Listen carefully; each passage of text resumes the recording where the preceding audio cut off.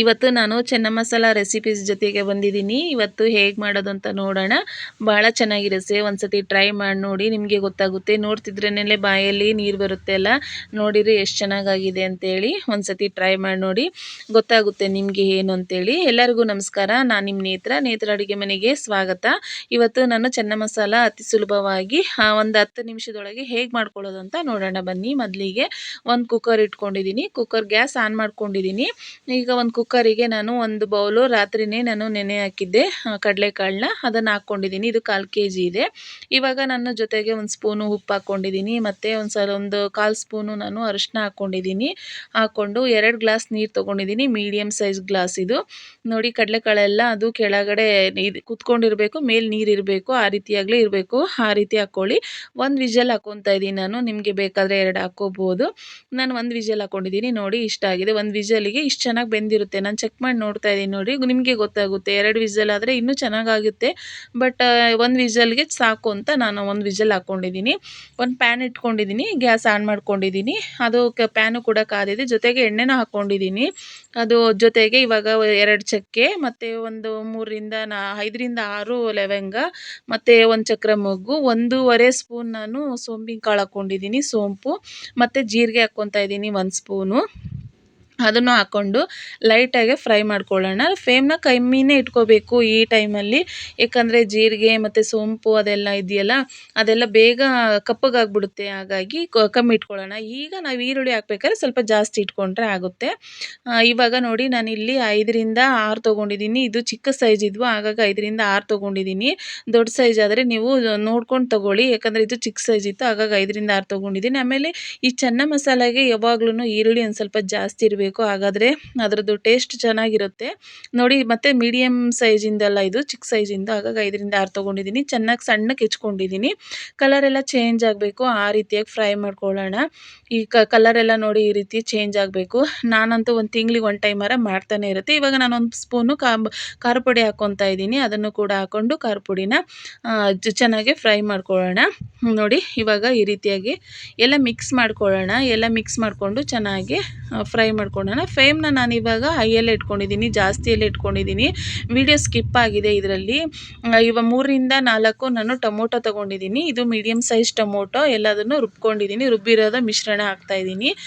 ಇವಾಗ ಅದನ್ನೆಲ್ಲ ಚೆನ್ನಾಗಿ ರೀತಿಯಾಗಿ ಮಿಕ್ಸ್ ಮಾಡ್ಕೊಳ್ಳೋಣ. ಅದು ಹಸಿ ಸ್ಮೆಲ್ಲೆಲ್ಲ ಹೋಗಬೇಕು, ಟೊಮೊಟೊದು ಮತ್ತು ಈರುಳ್ಳಿದು ಅದೆಲ್ಲ. ನೋಡಿ ಇವಾಗ ನಾನು 1 ಸ್ಪೂನು ಶುಂಠಿ ಬೆಳ್ಳುಳ್ಳಿ ಪೇಸ್ಟ್ ಹಾಕ್ಕೊತಾ ಇದ್ದೀನಿ, 1 ಸ್ಪೂನು, ಮತ್ತು ಇನ್ನೊಂದು ಸ್ವಲ್ಪ ಹಾಕ್ಕೊತಾ ಇದ್ದೀನಿ. ಅಲ್ಲಿಗೆ 1.5 ಸ್ಪೂನ್ ನಾನು ಶುಂಠಿ ಬೆಳ್ಳುಳ್ಳಿ ಪೇಸ್ಟ್ ಹಾಕ್ಕೊಂಡಿದ್ದೀನಿ. ಹಾಕ್ಕೊಂಡು ಚೆನ್ನಾಗಿ ಮಿಕ್ಸ್ ಮಾಡ್ಕೊಳ್ಳೋಣ. ಜೊತೆಗೆ ನಾನಿಲ್ಲಿ ಗರಂ ಮಸಾಲ ಮತ್ತು ಧನಿಯಾ powder 1 spoon, garam masala 1 spoon ನೋಡಿ ಹಾಕ್ಕೊಂಡು ಮಿಕ್ಸ್ ಮಾಡ್ಕೊಳ್ಳೋಣ. ನೋಡಿ ಮಿಕ್ಸ್ ಮಾಡಿಕೊಂಡು ಚೆನ್ನಾಗಿ ಆ ಸ್ಮೆಲ್ಲೆಲ್ಲ ಹೋಗಬೇಕು, ಅದ್ರದ್ದು ಸ್ಮೆಲ್ಲೆಲ್ಲ ಹೋಗಿ ಅದ್ರ ಸ್ಮೆಲ್ ಚೆನ್ನಾಗಿ ಘಮ ಘಮ ಅಂತ ಬರ್ತಿರ್ಬೇಕು. ಅಲ್ಲಿ ತನಕ ಈ ರೀತಿಯಾಗಿ ಫ್ರೈ ಮಾಡ್ಕೊಳ್ಳೋಣ. ನೋಡಿ ಎಷ್ಟು ಚೆನ್ನಾಗಿ ಇದಾಗ್ತಾ ಇದೆ ಅಂತೇಳಿ. ಕುದಿ ಬರಬೇಕು ಒಂದು ಸ್ವಲ್ಪ.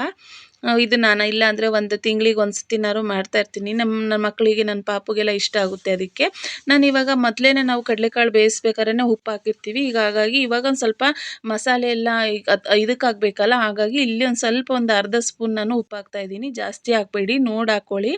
ನಾವು ಆವಾಗಲೇ ನೋಡಿ ಇವಾಗ ಒಂದು ಪೂರ್ತಿ ಅದು ಬೇಯಿಸಿದ್ದು ಏನಿತ್ತು ನೋಡಿ ಕಡಲೆಕಾಳು, ಆ ನೀರಿನ ಜೊತೆಗೇ ನಾನು ಹಾಕ್ತಾಯಿದ್ದೀನಿ. ನೀರು ಸಪ್ರೇಟಾಗಿ ತೆಗ್ದಿಲ್ಲ, ನನಗೆ ಗ್ರೇವಿ ಸ್ವಲ್ಪ ಜಾಸ್ತಿ ಬೇಕು. ಯಾಕಂದರೆ ನಾನು ಏನೇ ಈ ರೀತಿ ಎಲ್ಲ ಪಲ್ಯ ಅವೆಲ್ಲ ಮಾಡಿದ್ರೆ ನಾನು 2 ಟೈಮ್ ಆಗೋಗೆ ಮಾಡೋದು, ಹಾಗಾಗಿ ಒಂದು ಸ್ವಲ್ಪ ನೀರಿನ ಪ್ರಮಾಣ ತೆಗ್ದಿಲ್ಲ, ನಾನು ಹಾಕ್ಕೊಂಡಿದ್ದೀನಿ.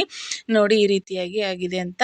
ಇವಾಗ ಕುದಿ ಬರಲಿ, ನಾನು ಒಂದು ಕ್ಯಾಪ್ ಮುಚ್ಚಿ ಇದನ್ನು ಕುದಿಯೋಕ್ಕೆ ಬಿಡ್ತಾ ಇದ್ದೀನಿ. ನೋಡಿ ಅವಾಗವಾಗ ಚೆಕ್ ಮಾಡ್ತಾ ಇದ್ದೀನಿ, ನಾನು ಮಿಕ್ಸ್ ಮಾಡ್ತಿದ್ದೀನಿ. ಚೆನ್ನಾಗಿ ಕುದೀಲಿ, ಅದೆಲ್ಲ ಭಾಳ ಚೆನ್ನಾಗಾಗುತ್ತೆ ನೋಡಿ. ನಿಮಗೆ ತುಂಬ ಗಟ್ಟಿ ಬೇಕಾದ್ರೂ ಮಾಡ್ಕೋಬೋದು. ನನಗೆ ಈ ರೀತಿಯ ಗಟ್ಟಿ ಇದ್ದರೆ ಸಾಕು ಅನಿಸುತ್ತೆ. ಇನ್ನೊಂದು ಸ್ವಲ್ಪ ಕುದೀಲಿ, ಇನ್ನೊಂದು ಸ್ವಲ್ಪ ಬಿಡ್ತೀನಿ. ಇವಾಗ ನಾನು ಕೊತ್ತಂಬರಿ ಮತ್ತು ಪುದೀನ ಹಾಕ್ತಾಯಿದ್ದೀನಿ. ಅದನ್ನು ಕೂಡ ಹಾಕಿ ಚೆನ್ನಾಗಿ ಮಿಕ್ಸ್ ಮಾಡಿಕೊಂಡು ಬಿಡೋಣ, ಕುದೀಲಿ ಅದು ಒಂದು ಸ್ವಲ್ಪ. ಭಾಳ ಚೆನ್ನಾಗಿರುತ್ತೆ, ಒಂದು ಸತಿ ಟ್ರೈ ಮಾಡಿ ನೋಡಿ. ಒಬ್ಬೊಬ್ಬರು ಒಂದೊಂದು ಥರ ಮಾಡ್ತಾರೆ, ಬಟ್ ನಾನು ನಮ್ಮ ಮನೇಲಿ ಈ ರೀತಿಯಾಗೆ ಮಾಡೋದು, ಹಾಗಾಗಿ ನಿಮ್ಗೆ ಈ ರೀತಿಯಾಗಿ ತೋರಿಸ್ಕೊಂಡು ಕೊಡ್ತಾಯಿದ್ದೀನಿ ನೋಡಿ. ಇವಾಗ ಇನ್ನೊಂದು ಸತಿ ಕುದಿ ಆಗಿದೆಯೋ ಇಲ್ಲೋ ಅಂತೇಳಿ ಚೆಕ್ ಮಾಡ್ತಾಯಿದ್ದೀನಿ ನೋಡಿ. ಅದು ಮೇಲೆಲ್ಲ ಎಣ್ಣೆ ಇದೆಲ್ಲ ಈ ರೀತಿಯಾಗಿ ಸಪ್ರೇಟಾಗಿ ಆಗಬೇಕು. ಇವಾಗ ನಾನೊಂದು ಸ್ವಲ್ಪ ಕಸ್ತೂರಿ ಮೇಥಿ ಹಾಕ್ತಾಯಿದ್ದೀನಿ. ಇದ್ರೆ ಹಾಕ್ಬೋದು, ಇಲ್ಲಾಂದರೆ ಆಪ್ಷನಲ್ಲು, ಇಲ್ಲಾಂದರೆ ಸ್ಕಿಪ್ ಮಾಡ್ಬೋದು. ಹಾಕಿದರೆ ತುಂಬ ಚೆನ್ನಾಗಿರುತ್ತೆ, ಟೇಸ್ಟು ಚೆನ್ನಾಗಿರುತ್ತೆ, ಸ್ಮೆಲ್ಲು ಚೆನ್ನಾಗಿರುತ್ತೆ. ಹಾಗಾಗಿ ನಾನು ಕಸ್ತೂರಿ ಮೇಥಿ ಹಾಕ್ತಾಯಿದ್ದೀನಿ. ನೋಡಿ ಎಷ್ಟು ಚೆನ್ನಾಗಾಗಿದೆ ಅಂತ. ಎಷ್ಟು ಚೆನ್ನಾಗಂದರೆ ನೋಡಿ ನಿಮಗೆ ಗೊತ್ತಾಗುತ್ತೆ. ಮನೆ ತುಂಬ ಘಮ ಘಮ ಅಂತ ವಾಸನೆ ಬರ್ತಾ ಇರುತ್ತೆ. ಆ ವಾಸನೆಗೆ ತಿನ್ನಬೇಕು ಅಂತ ಅನಿಸುತ್ತೆ. ನಾನಿಲ್ಲಿ ಪೂರಿ ಮಾಡಿರೋದನ್ನ ನಾನು ತೋರಿಸಿಲ್ಲ ಇಲ್ಲಿ. ನೀವು ಪೂರಿನಾರ ಮಾಡ್ಕೋಬೋದು, ಇಲ್ಲ ಚಪಾತಿ ಏದಕ್ಕಾದ್ರೂ ಹಾಕ್ಕೋಬೋದು. ನಾನು ಪೂರಿ ಮಾಡಿರೋ ವಿಡಿಯೋ ಹಾಕಿಲ್ಲ. ನೋಡಿ ಇವಾಗ ಎಷ್ಟು ಚೆನ್ನಾಗಾಗಿದೆ ಅಂತೇಳಿ ನಿಮಗೆ ತೋರಿಸ್ತಿದ್ದೀನಿ. ನಾನು ಗ್ಯಾಸ್ ಆಫ್ ಮಾಡಿದ್ದೀನಿ ಇವಾಗ. ನೋಡಿ ಇಷ್ಟು ಪ್ರಮಾಣ ಗಟ್ಟಿ ಇದ್ದರೆ ಸಾಕು. ಬೇಕಾದರೆ ನಿಮಗೆ ಇನ್ನೊಂದು ಸ್ವಲ್ಪ ಹಾಕ್ಕೋಬೋದು. ನೋಡಿ ಎಷ್ಟು ಚೆನ್ನಾಗಾಗಿದೆ ಅಲ್ಲ. ಇವಾಗ ನಾನು ಇಲ್ಲಿ ಪೂರಿ ಮಾಡ್ಕೊಂಡಿದ್ದೀನಿ. ನಿಮಗೆ ಬೇಕಾದ್ರೆ ಪೂರಿನೂ ಮಾಡ್ಕೋಬೋದು, ಚಪಾತಿ, ಅನ್ನ ಯಾವುದಕ್ಕಾದ್ರೂ ಆಯಿತು, ದೋಸೆ ಆದರೂ ಆಯಿತು, ಯಾವುದಕ್ಕಾದ್ರೂ ಆಯಿತು, ಭಾಳ ಚೆನ್ನಾಗಿರುತ್ತೆ. ಒಂದ್ಸತಿ ಟ್ರೈ ಮಾಡಿ ನೋಡಿ, ನಿಮಗೆ ಗೊತ್ತಾಗುತ್ತೆ. ಈ ವಿಡಿಯೋ ನಿಮಗೆ ಇಷ್ಟ ಆದರೆ ಲೈಕ್ ಮಾಡಿ, ಶೇರ್ ಮಾಡಿ, ಸಬ್ಸ್ಕ್ರೈಬ್ ಮಾಡೋದನ್ನ ಮರಿಬೇಡಿ. ಇದೇ ರೀತಿಯಾಗಿ ನನಗೂ ಸ್ವಲ್ಪ ಸಪೋರ್ಟ್ ಮಾಡ್ತಾಯಿರಿ. Thank you. ಮತ್ತೊಂದು ವಿಡಿಯೋದಲ್ಲಿ ಸಿಗ್ತೀನಿ. Take care.